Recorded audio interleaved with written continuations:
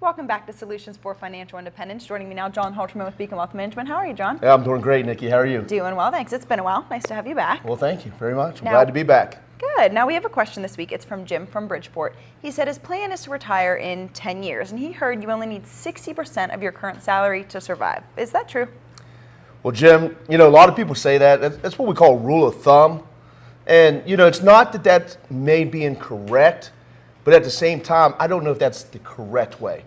Here's how I look at it. What you really have to do is say, okay, how much money of your current net income do you need? As an example, if you're currently living off of $5,000 a month, clearly in retirement, you're probably going to need at least that same amount. Now, in addition to that, what you're going to have to look at is what type of lifestyle are you going to live? A lot of times people will tell me, oh, John, I plan on taking multiple retirements when I retire. Well, what I ask them is, what's holding you back from doing that now? Is it time or is it money?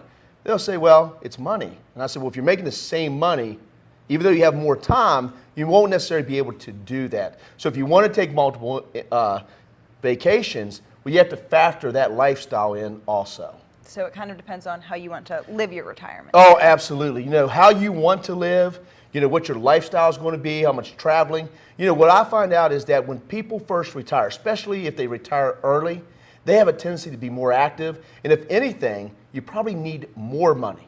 Because as we age, what typically happens based on studies is that we have a tendency to do less and less. And so that's when we need less money. So if you want to have an enjoyable retirement, definitely be prepared and do the math so that you know how much money you're going to need. All right, thank you so much. You don't you're want to be welcome. miserable in your retirement. That's exactly right. All right, folks, don't go anywhere. We still have much more for you after the break.